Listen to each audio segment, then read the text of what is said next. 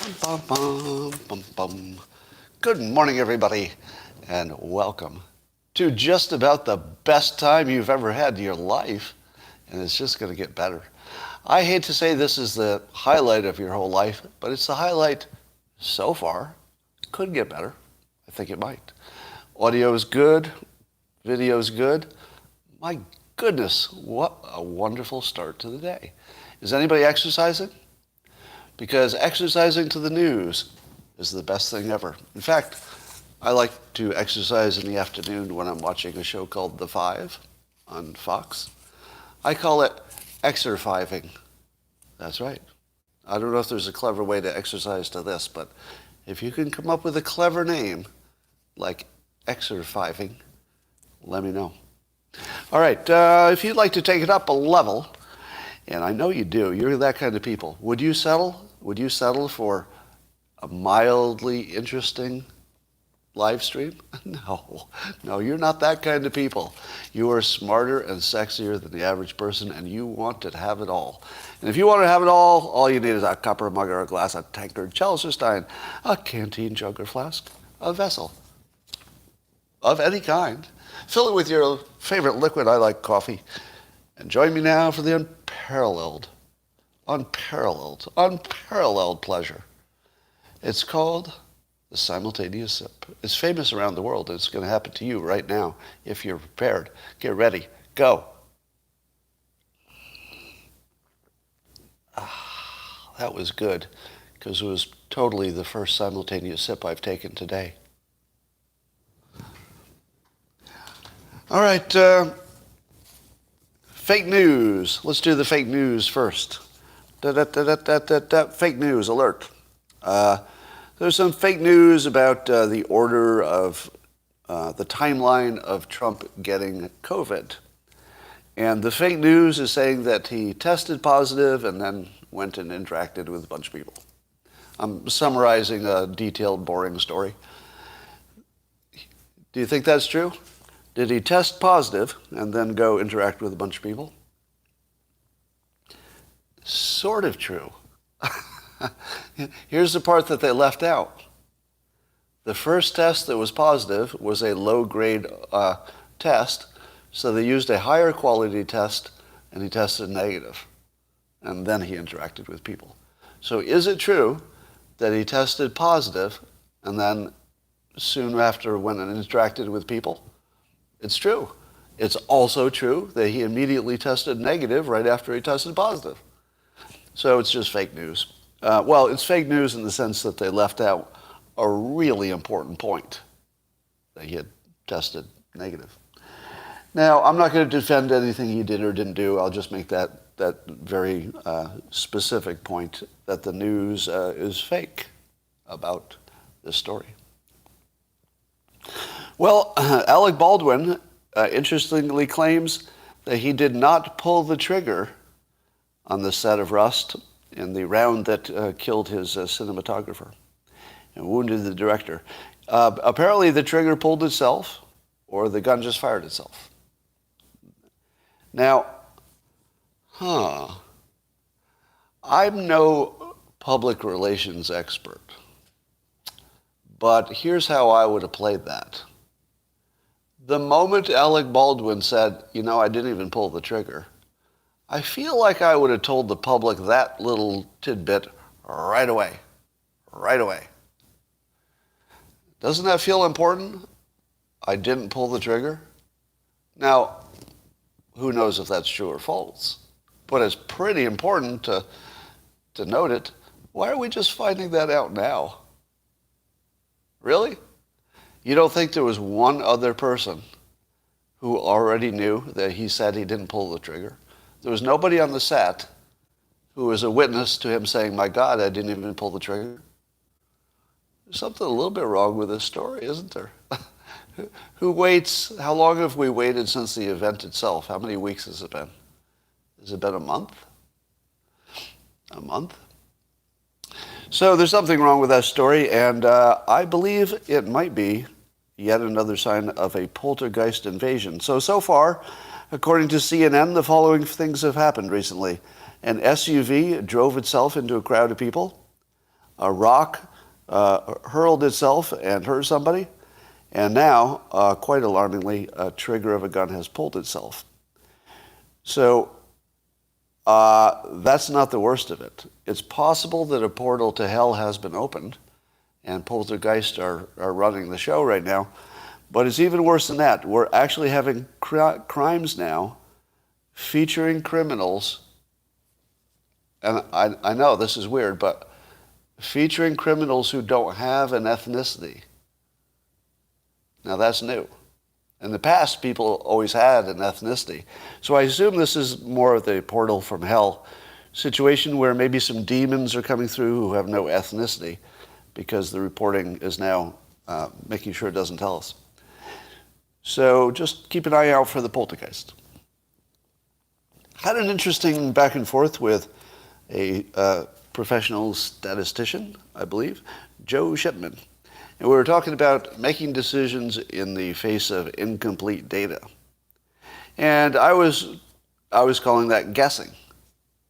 That if you're making a decision with incomplete data, that you're guessing. And he pushed back on that and said, no, in the real world, I'm paraphrasing a little bit, but in the real world, you never have perfect data, but you can still make pretty good decisions if you do the right kind of analysis. And I'll give you his argument, and then I'm going to counter it. He said, some of us need to make the best of the information we have, using as scientific a process as we can. Because decisions can't be avoided. I agree, you have to make a decision sometimes. Part of the process is identifying one's assumptions and biases to the extent possible. It's not a perfect process, but it merits recognition. Okay, so far. And he said it's imprecise to call it guessing, because that's what I did. I called it guessing. Specifically, the topic was guessing if you made the right decision about the vaccination. But he's talking more generically here. Because there is a whole science of decision-making under uncertainty. Correct. There is a process for decision-making under uncertainty, where you take into account multiple possible outcomes. Correct. Monte Carlo simulation, etc. One of the good ways to do that is you run all the possibilities and you see if there's any possibility that's bad. Because it could be that every combination of variables you end up either positive or very positive, or negative or very negative. So it'd be good to know if no matter what you do, you end up positive or negative. Right? So that's definitely a process. I've used that process professionally. And he says guessing has the connotation of identifying the most likely outcome and acting as if it is the only one. Well, no. I mean, I don't accept that definition of guessing, but that's not important. And he says, I won't allow any characterization of what I have said as, quote, guessing. The difference, he says, and then he makes a good case for his own track record of using his own technique. He said, with COVID, Russiagate, and many other recent controversies, not only have I been shown to be right, I have been right for the right reasons, which is actually a good comment. If you're right for the right reasons as opposed to coincidentally right, that does mean something. And if your arguments hold up, you get credit. I agree with that. But here's my counter to it, okay? Let's take Russiagate. How hard was it to know that that was bullshit? I think a lot of people just said, oh, Democrats in the news, they're all liars all the time, so it's not real. And then it turned out you were right. How many people did that? They just said, well, it's coming from people who lie all the time about everything, so I'll say this is a lie too. And then it turned out you were right. Was it because you did a Monte Carlo simulation with all of the variables? Nope. Nope. Sometimes you just need one variable.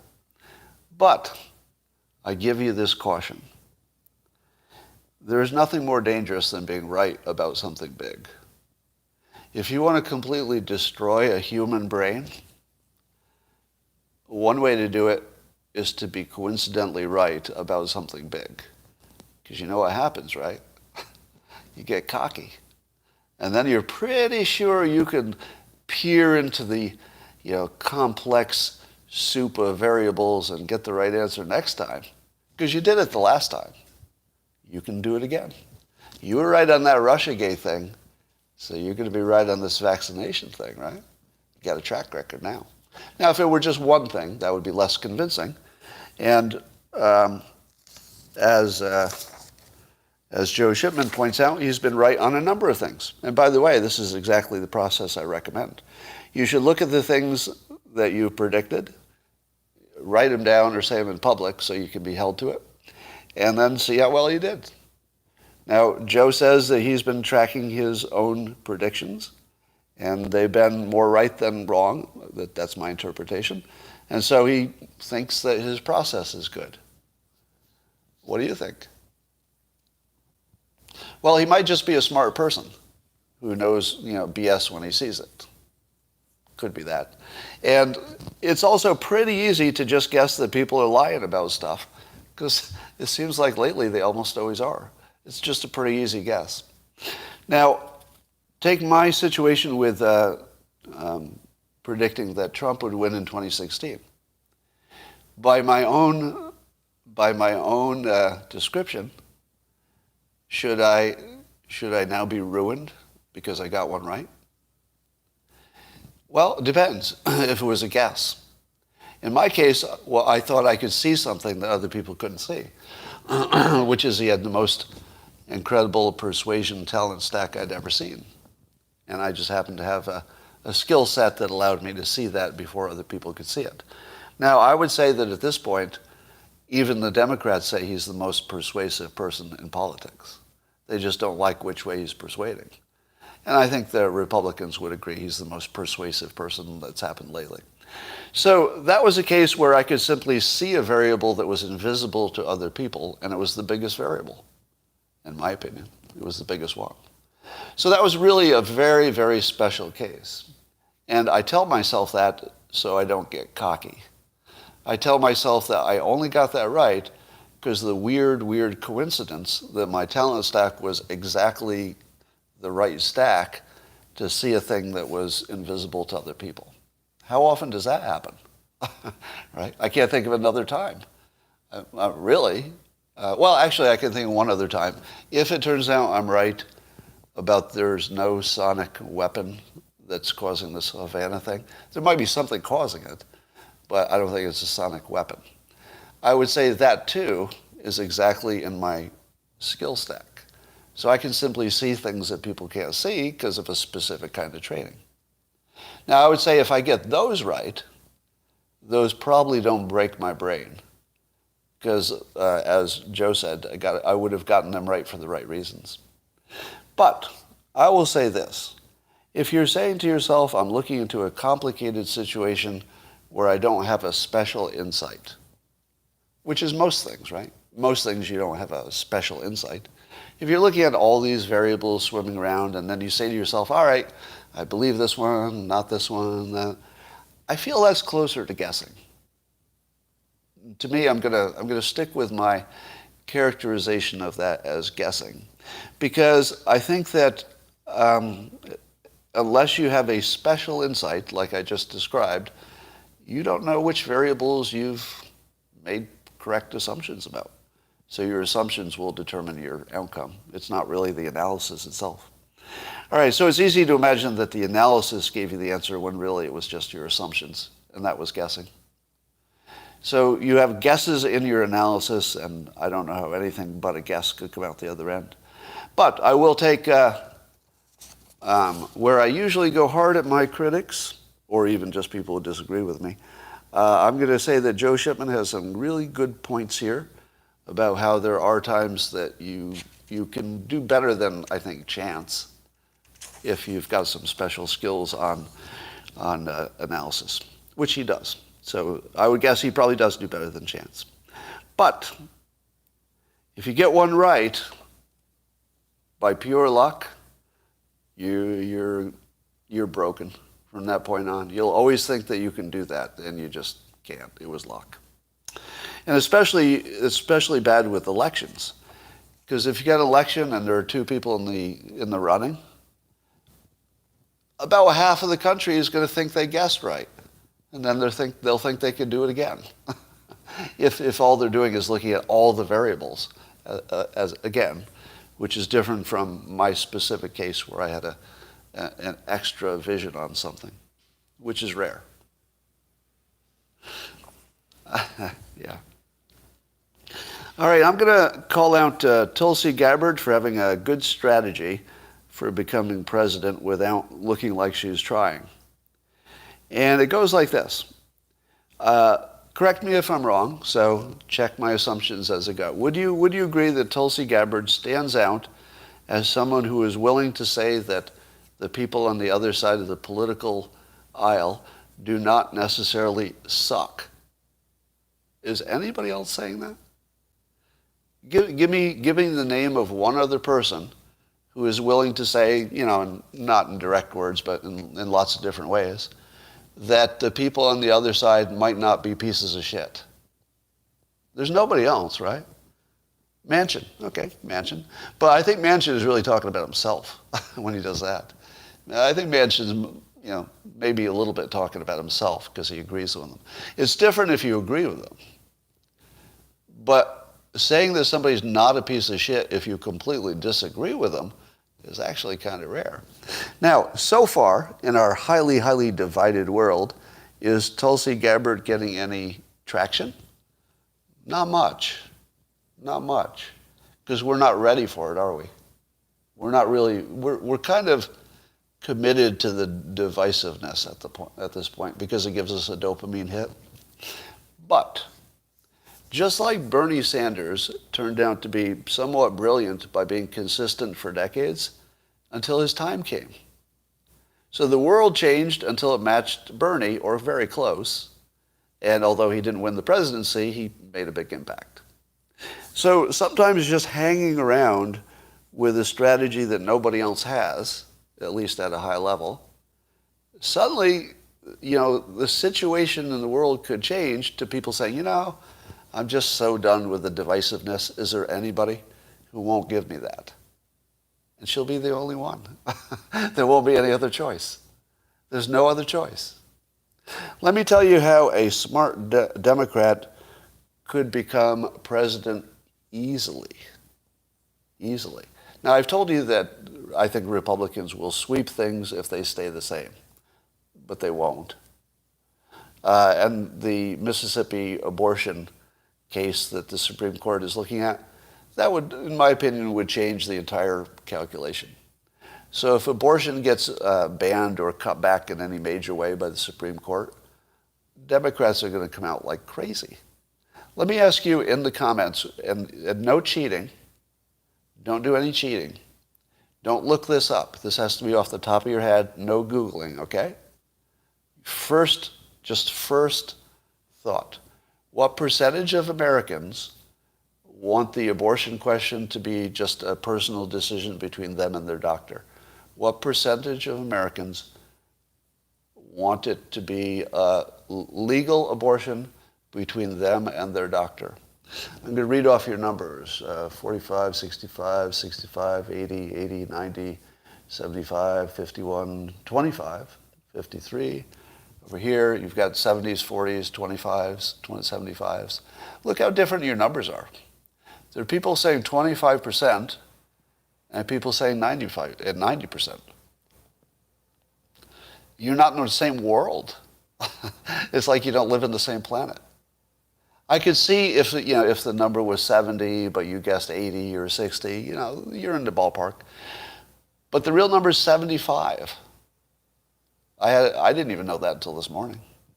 I thought it was closer to like 60% if I would have guessed.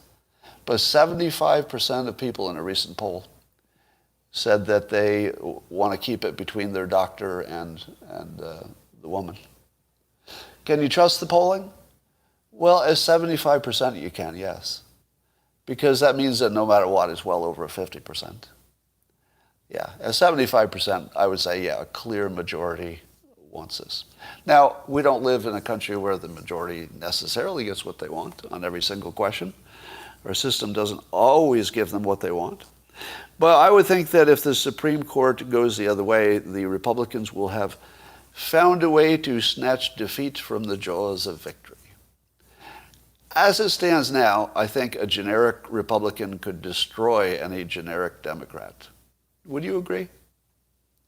How many would agree with that basic statement? I mean, I say it as an absolute, but you know I don't mean it that way. At the moment, there's a gigantic advantage to be a Republican in any upcoming election, I would say. Right?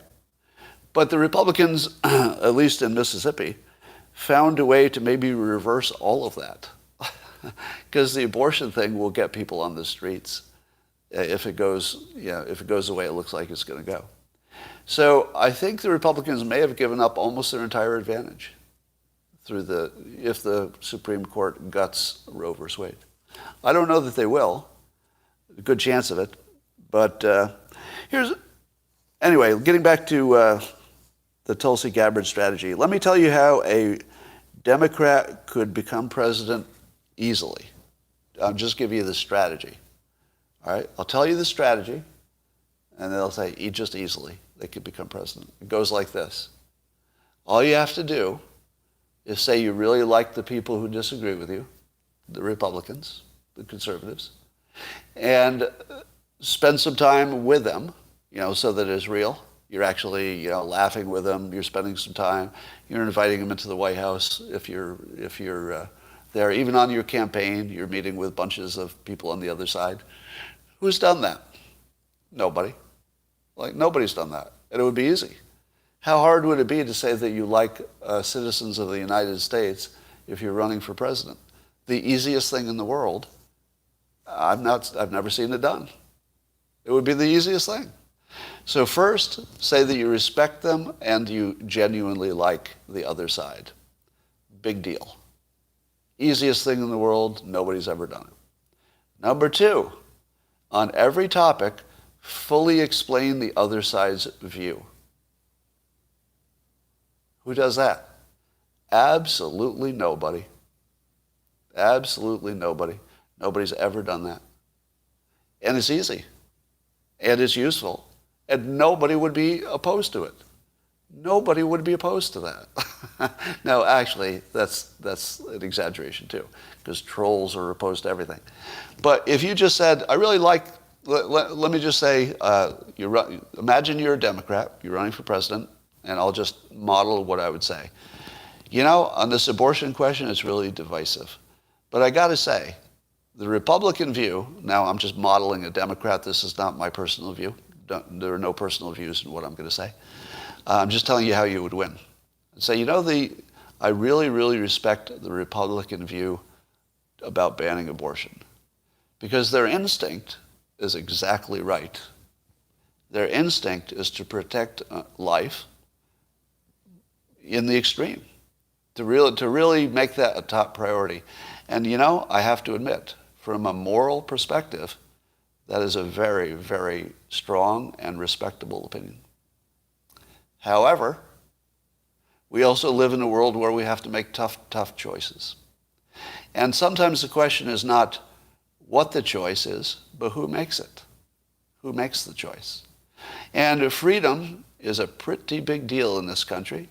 And sometimes you're going to be comparing freedom to life itself. These are the biggest questions that anybody could ever make. And so, as president, your president, I'll give you this promise, that I will be as uninvolved in your personal decisions as I possibly can be. Because I think that our system does favor personal freedom even over life. We do it when we go to war. We value freedom over life itself. It's a consistent thing we've done in this country. And let me tell you, I fully appreciate the Republican view, and I think it's important. There should be somebody fighting for life in this country all the time. Somebody should be fighting for life. But it would be a very useful conversation to be adults and know that sometimes freedom itself is the alternative. Sometimes life is the most important variable, sometimes freedom. And as your president, I'm not going to make that decision for you. I'm going to support the majority of the country, and I'm going to support the Supreme Court when they make that decision. But you need to decide about freedom versus possibly life itself. And I will respect both sides of this, but I'm not going to get into it because I think this is best served at the lowest, most local level. So, now, I picked the most controversial topic because, it's the hardest one, right? So if I could make that work, then you could see how this would work for everything. You could take every topic and do the same thing. You could say, here's your argument, here's the other side. They're both pretty good arguments. They're both pretty good arguments from people who really care about the country. But somebody has to make a decision. Somebody has to make a decision between two absolutely honest, good arguments. And I'm going to do that for you. I know that half of you are going to hate me, but I think you appreciate the process. Sometimes we have to hold the process up, the system, the republic, the Constitution. Sometimes that has to just be the winner, and we don't always get our way. But we've bought into a system in which we agree that sometimes we don't get our way. We do trust the system. So I'm going to make sure that the system works for you. I can't guarantee you're going to get what you want, every one of you. And don't ask me for that. That's not practical. Take that answer and compare it to everything that any politician has ever said. It's easy to be president. It's easy. The steps for just walking into the office are just trivial. I just did it. I just modeled it.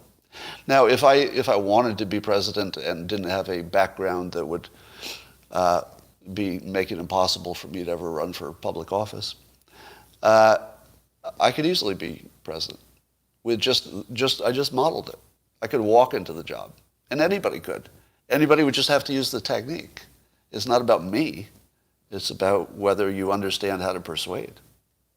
Now, I would say that that's Trump's biggest weakness. In some ways, he was the perfect candidate for a highly divisive world because, he was sort of a champion for a team and he was good at it. But I think if he came back for a second term and said, I'm just going to show more respect to the other side. I'm not going to change any of my opinions, but I'd like you to know that I respect your opinions. And just do that. Is there anything that would keep him out of the office? Nope. Imagine if Trump had said about kids in cages, my God, kids in cages is terrible. It was terrible when Obama did it. It's terrible when we did it. Can somebody help me fix this? I call on the people of the United States to help. If somebody's got an idea how to make this go away while still keeping our national priorities, because we have to keep a national priority, which is a good border. And then I would say, you're arguing about the wrong thing with the border. You're arguing whether it should be open or closed. That's the wrong question.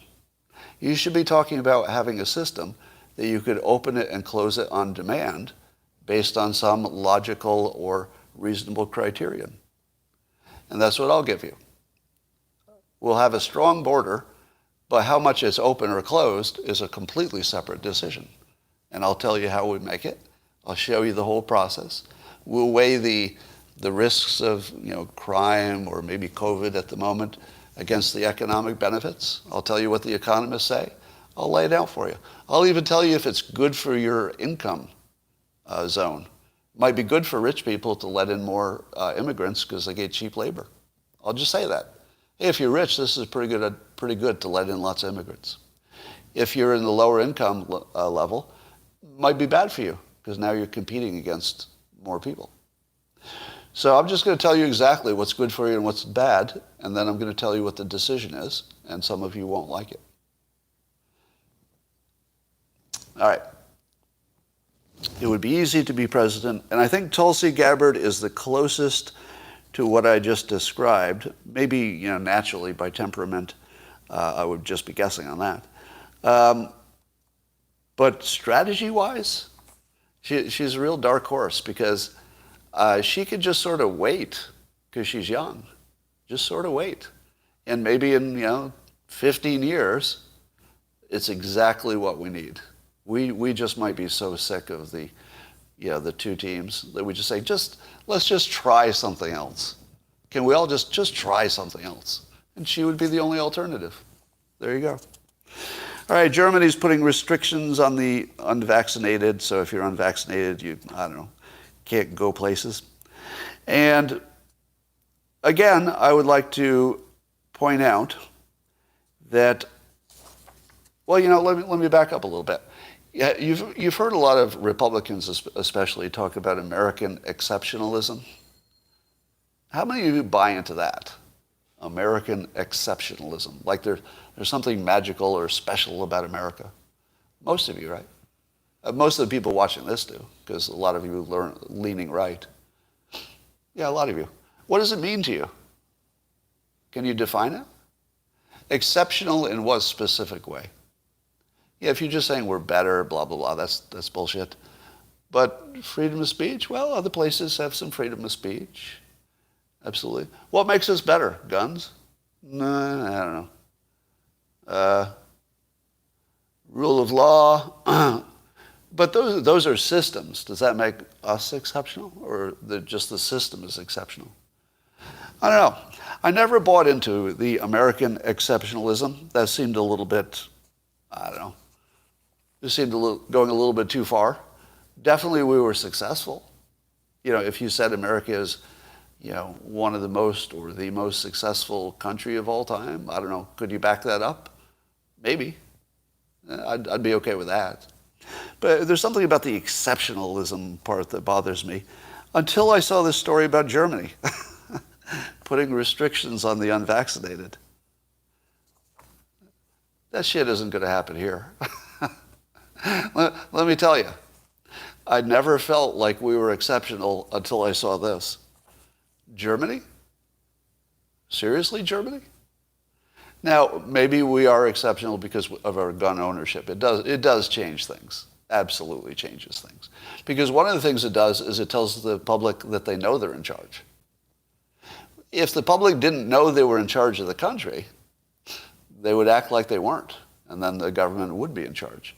But because of gun ownership, there's a very large population, or percentage of the population, that knows for sure that the citizens run the country. Do they know that in Germany? Do the German citizens think they run the country? Because we do. I sure do. I think we run the country. And I think our politicians will do whatever the fuck we tell them to. Right? Now, the problem is the people themselves haven't decided. Right? When they decide by large enough numbers, then they tell the government what to do. And pretty much the government does it.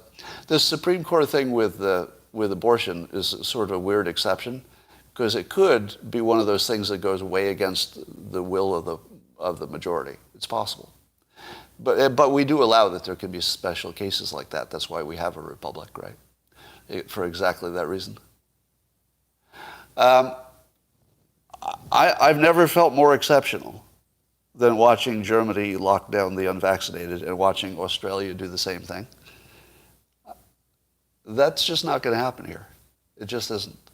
And by the way, if you're leaning left and you're wondering why it's not going to happen here, it's because of the right. And you should actually be quite happy about that. You might be against gun ownership for lots of reasons, and they might even sound pretty good. But you have to appreciate there are some advantages. And, the people who used to say, I know the people on the left argue this. They say, what are your little handguns and even your ARs? What are they going to do against the entire military of the United States? To which I say, we're not going to be fighting any militaries. The military is going to join the people. Since when is the military going to fight the citizens of the United States? No, they're on our side. Again, it would depend on the topic, right? If it's a topic where 80% of the country is on the same side, well, the military will be on that side too, because it's a military of the people. So no, we're not going to be fighting the military. The military will be extra guns on our side. You don't think so? Depends on the topic, right? You could imagine a topic where it would be the reverse. But in this lockdown stuff, no. The American military isn't going to make you stay in your house. Let me say this as clearly as I possibly can. The American military, any form of it, will never make you stay in your house if you're unvaccinated. That's not going to happen. And if they try, you better be pretty happy that there are a lot of armed Americans. All right. Here's something to scare the hell out of you. How many of you own Bitcoin? Show me in the comments. Bitcoin owners, weigh in. Probably quite a few of you. Yeah, seeing lots of yeses, some nopes, but mostly the yeses are the ones who answer this question. Lots of Bitcoin. All right, now I will scare you to death. As you know, anything can be hacked, but the blockchain and Bitcoin, it would be difficult. Very difficult to hack it, would you agree?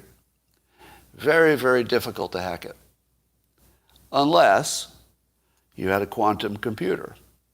Now, the quantum computers have not yet reached the point where they can hack your Bitcoin and simply take it from you, which, by the way, is perfectly legal. That's right. If somebody can hack your Bitcoin and take it from you, they can do it. There's no law against it. I don't know why, but there isn't. And China is warning a Professor Jintao Ding of Tsinghua, that might be close to how you pronounce it, University explained. And he said it isn't against the law. But of course he's Chinese, so maybe he's talking about it's not against the law in China. Is it against the law in America? Maybe it's against the law somewhere. All right, I would imagine it's against the law somewhere. And but it doesn't matter if it's not against the law in China. Well, there goes your money. Actually, it doesn't matter if it's against the law. It's going to happen anyway. So here are two things you need to know about that. One, maybe I'd want to get a second opinion, though. Why would I want a second opinion on this? Anybody? Why would I want a second opinion on this? Because it's coming from China. Duh. And China doesn't love Bitcoin, do they? Can you fact check me on that? China's anti-Bitcoin, am I right? Yeah, they hate it. So here's a person from a university who is not afraid to say in public that Bitcoin might be a big mistake to own it, which happens to coincide with exactly the opinion of the government of China, because they don't like Bitcoin. So, Scott, stop being silly. The blockchain would be forked, the code would be upgraded, and we would move forward on the new chain. Are you saying that a forked and new chain would then be invulnerable from a quantum computer attack? Is that what you're saying? Clarify, please. Now, I do understand the basic concept that the good guys can stay ahead of the bad guys. That you can, apparently there's already algorithms that can defend against a quantum attack, or there's already newer encryptions that can do that. So, I'm not sure I believe this Chinese professor who's with me. How much credibility would you give a Chinese professor who says this in public, and coincidentally it's good for the Chinese government? Low. But if I hear it from an American source who's also an expert, I'd be pretty worried. Hearing it from a Chinese expert, 50% worried. Hearing it from an American expert, let me tell you, if Naval tells me this is real, I'm getting rid of all my Bitcoin the same day. I hate to put the pressure on you, Naval, but I can't imagine there's anything he would hate to hear more than that, because it would sound like giving investment advice. So I apologize, Naval, to use your name in vain there. But honestly, if Naval told me that quantum computers are going to hack my Bitcoin, I would cash that shit out so fast. Anyway, Somebody mentioned that Pete Buttigieg looks like the Grinch when he smiles. You know, the Grinch has that smile. I can't do an impression of it. But, and then somebody else mentioned that Kamala Harris reminds him of a hyena, which I get. And I'm just going to add, I've said this before, but it's funny every time. Once you see somebody's animal, you know, like Mitch McConnell looks like a turtle, the first time you see it, that's it. That's all you'll ever see. Once you see their animal, you're going to see their animal every time.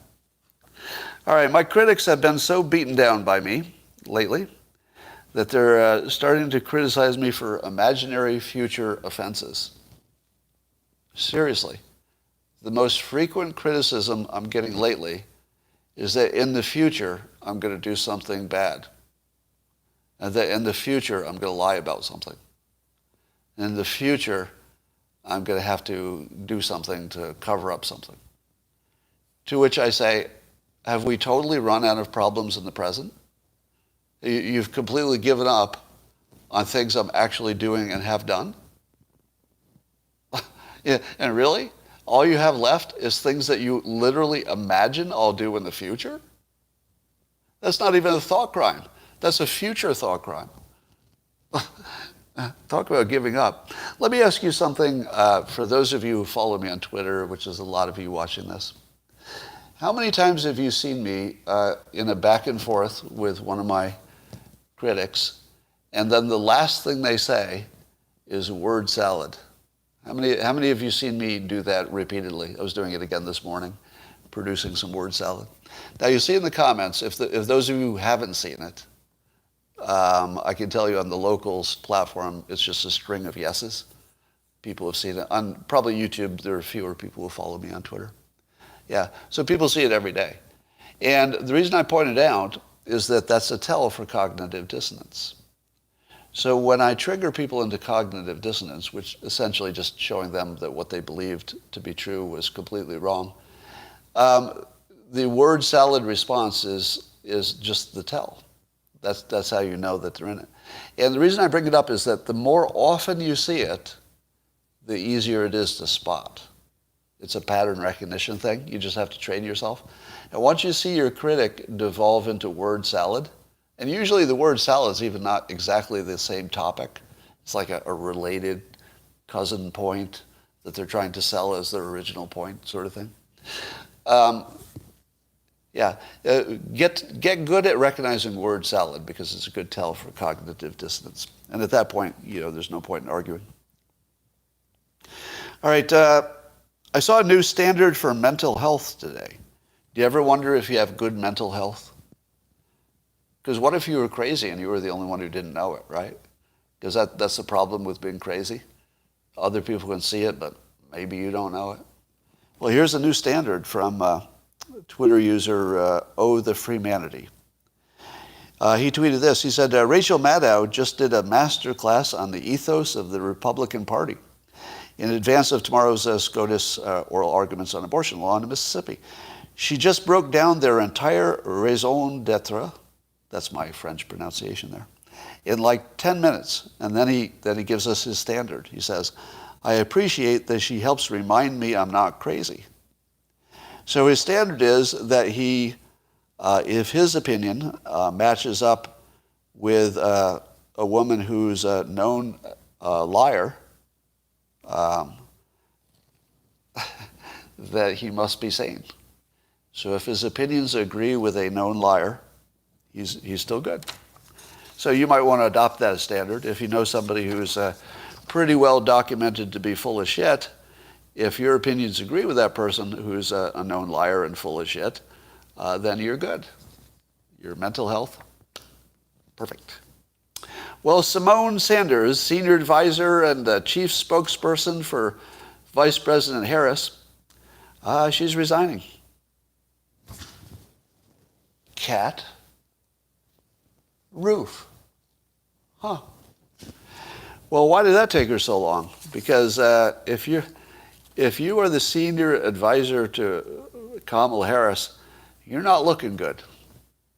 I don't think your resume is benefited by being the advisor to the worst advised person on the planet Earth. Name one person that you would say, now we're not there, so we don't know exactly who's saying what to whom, but can you think of any candidate who would have worse advice, as far as you can tell, than Kamala Harris? I literally would call her out as the worst advised politician of all time. Oh, Dan Quayle, maybe. but in recent times. All right. Well, I think that's telling us that something's going to happen there with Kamala Harris, and it's probably not good for Kamala Harris. Well, this school shooter, I won't say his name or even the school, but he's being charged with terrorism as well as, the normal murderish type charges. And I said to myself, terrorism. What would justify a terrorism charge? Now, the claim is that he terrorized the students who were not shot, that everybody will have PTSD and they will be damaged for life. And I think that's true. They will have PTSD. They will be damaged for life, even if they were not shot, just by being there. But I looked at the law for what terrorism is in the state, their state. And here's the part of the law that they're trying to apply. See if you think this fits this school shooter, who apparently had no political motives that we know of, because apparently he talked about his intentions. So as far as we know, no political motives of the shooter. Let's see if you think this applies. Quote, an act that is intended to intimidate or coerce a civilian population or influence or affect the conduct of government or a unit of government through intimidation or coercion. So part of this is about intimidating the government, and there's no evidence of that we're aware of. So that probably doesn't apply. But the first part is an act that is intended to intimidate or coerce a civilian population. Well, we don't see him trying to coerce anybody, so we'd have to back up all the way to intimidate. So it is an act that is intended to intimidate a civilian population. Is there any evidence that that was his intention? I'm not aware of any. So can we just say that he's being charged with terrorism because he's a white and male? Is that fair? Do you think he'd be charged with terrorism if he were black? No. No, he would not. No, he would not.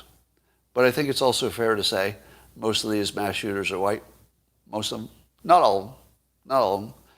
But haven't been a ton of black mass shooters, have they, relatively speaking?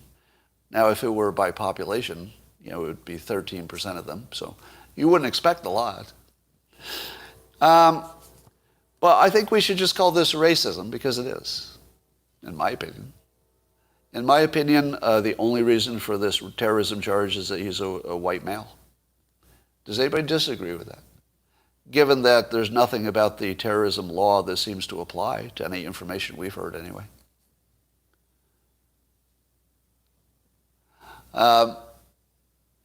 Calls for speculation.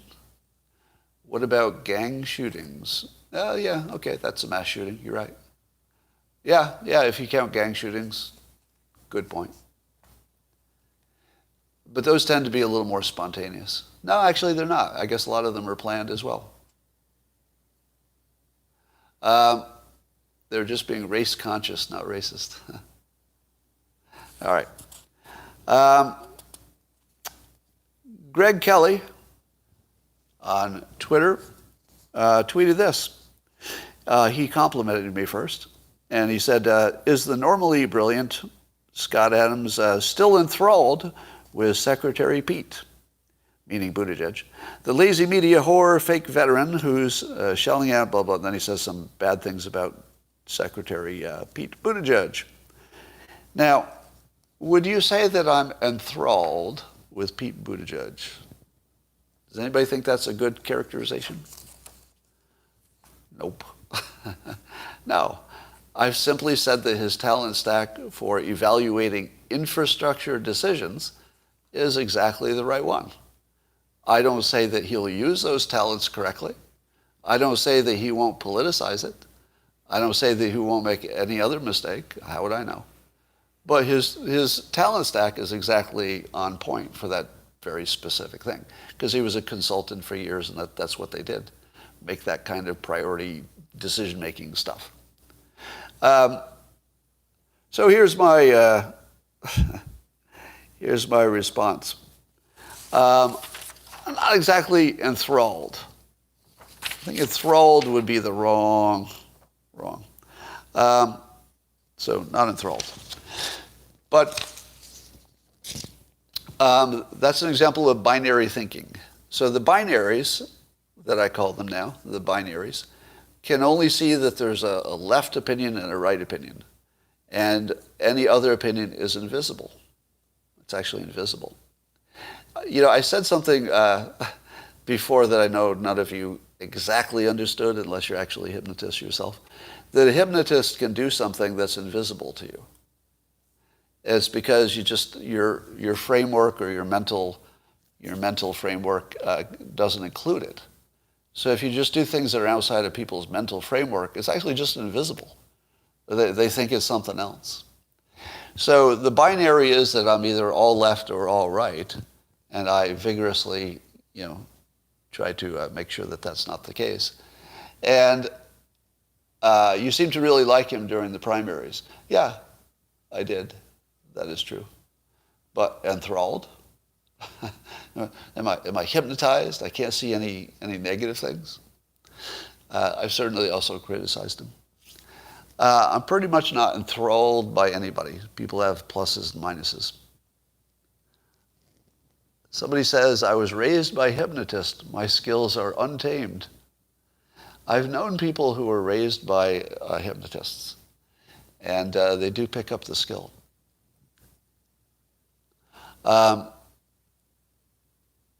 Scott, you do understand if they crack Bitcoin, your real money in your bank is also in trouble. Probably so.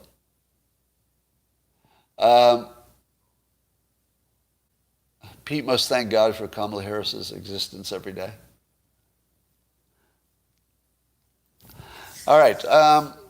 We see your false paradigms as straw man arguments. We just let you slide to avoid the ban hammer. Really? Well, I'll ban that guy. I'll hide you. You are hidden. Anybody who watches me who doesn't know that I'm going to ban you for generic criticism, generic criticism will get you banned every time. Specific criticism, all good. You have a real point, I'd like to hear it. All right. Fiji has reopened its borders, really. I've been to Fiji, it's pretty awesome. And the Fed, yeah. Tulsi is she's a gun grabber, somebody says. Is Tulsi anti-gun? I don't think she's my guess, without looking into it, is that she's in favor of some restrictions, but yeah, she's ex-military. I can't believe she's anti-gun.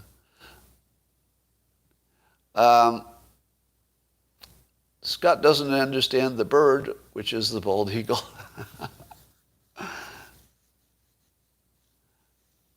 Oh, Tulsi fixed her Second Amendment AR-15 statement. I would imagine she did.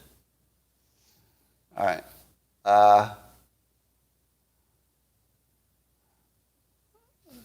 Somebody's predicting that Kamala Harris will be bought off.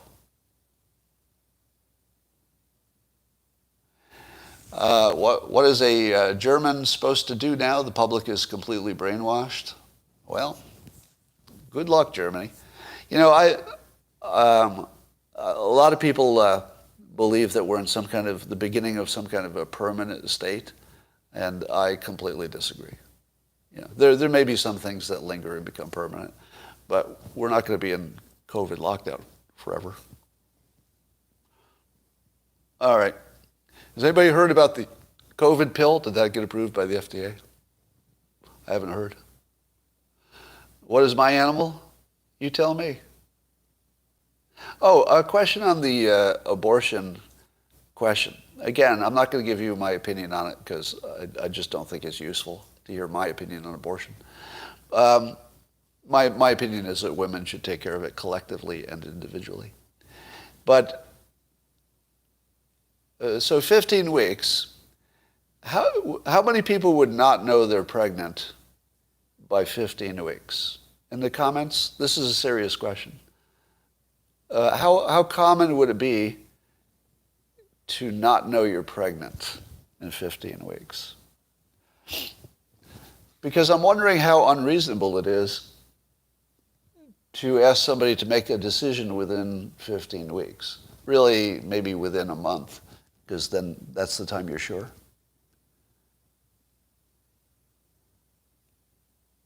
You saw your daughter kick at 13 weeks? You've seen a few people who didn't know until they went into labor. But those people are missing periods at the very least, right?